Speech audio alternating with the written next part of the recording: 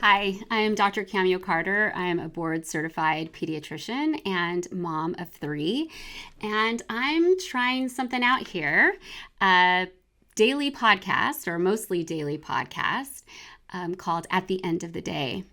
And in this podcast, I'm going to go through my schedule as a practicing pediatrician and reflect on the things that are really sticking with me as I close out my day. And so I'll be going over some trends in questions that I'm getting asked, going over viruses that I'm seeing in our community, questions that I'm getting, interesting cases. I'm going to be really careful to protect patient confidentiality. So I'll change up the story a little bit. And then also we'll be posting this a couple of days after so that we can't really tie any patients to it, but also trying to keep it really current as far as what we're experiencing in our community right now. So I hope this podcast will give you kind of a window into the real issues that families are facing and the issues that matter most to us at the end of the day. So let's dig in. I'm going to pull up my schedule here. I'm sitting at my desk in my office and noticing that it's getting darker as the winter comes in. So today, we're still kind of in that back to school season. So kids have now been back in their classrooms for a couple of weeks. And we really see as soon as people go back to school, we start seeing more upper respiratory infections, more viruses spreading. So also a good opportunity for a quick reminder to make sure your kids are washing their hands, hopefully staying home if possible when they're sick so that we can not spread infection. And this is a real plug too, to talk to your pediatrician about looking into the COVID and flu vaccine boosters. We do know that that helps us prevent infectious disease, so do that when you can. So we're still seeing well visits as we do all year round, but also school forms sometimes didn't get turned in early, and so people are needing appointments for that. So I had my fair share of those today. Couple of kids with broken bones. Definitely going back to school means back to sports and increasing injuries there.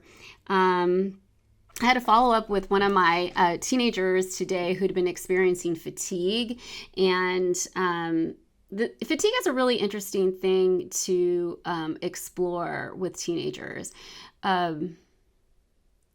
My patients often hear me say, like, of all my patients in different age groups, the high schoolers just don't get enough sleep. We really want them to get on average about 9 hours of sleep a night.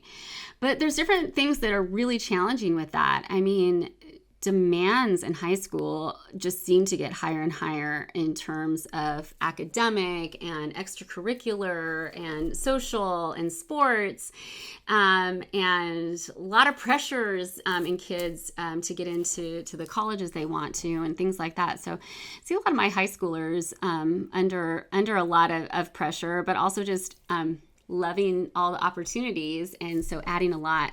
So I think that can contribute to fatigue a lot, but it's really important to not just dismiss anything to fatigue. So absolutely checking on their sleep hygiene is really important. Probably too many kids are looking at screens right before they go to sleep. Probably too many adults too.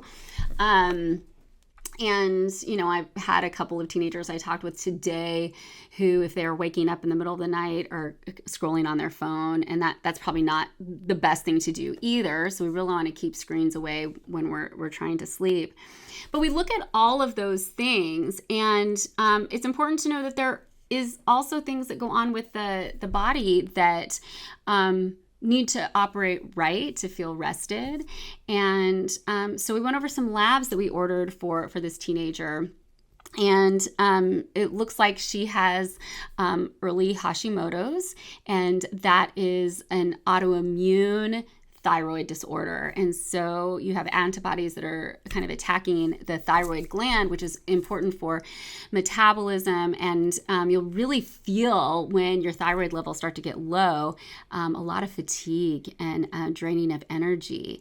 And the teenager said to me the funniest thing was like, oh man, that's really good to know. When we started talking about the results, she's like, I just thought I was lazy. And so I thought that was such a funny thing for her to say, because she really actually does a lot of things. And she was just kind of passing it off too.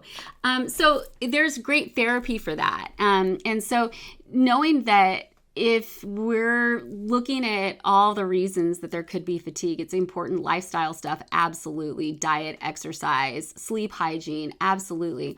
But there can also be medical reasons beyond that, where our energy levels can be greatly affected. And then also, if we get the right treatment, then we feel a lot better. And I can say that too as someone with low thyroid. I think one thing that I didn't realize is just like slowly over time how tired I was becoming, and how slow my metabolism was getting. And I just thought it was because of how hard I was working and kind of the different demands. And by the time I actually got it checked out, I remember my doctor saying like, wow, how are you functioning?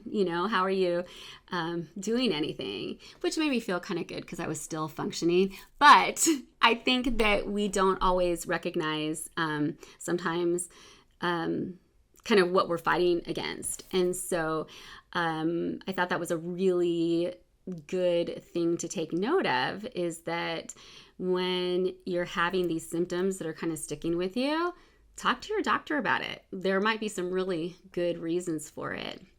So that was one of my visits today that really stuck with me. And I'm really hoping that with treatment, she's going to start feeling a lot better. And so I can't wait to check up on those follow-up labs after she started therapy. And that's what we're just going to review today. So tune in tomorrow. I'm going to see what comes in and what kind of issues we discuss.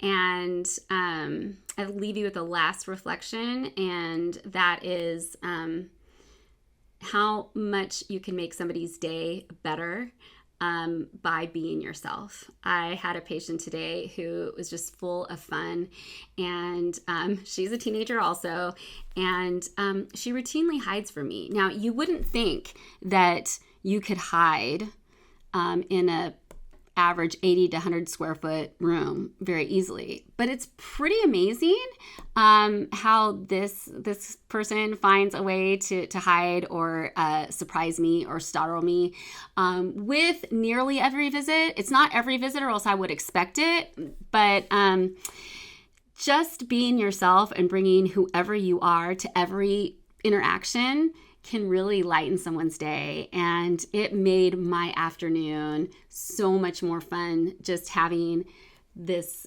patient be her fun, silly self, and just lifted me up. So know that there's just only one you, and only you can be you, and show up with who you are, because you'd be surprised at how much lighter that makes other people's days. So that's it for our first little podcast today, and I hope you'll join me again. Not sure what it's going to be about, because we're going to see what my appointments are tomorrow. Take care until we see each other next time.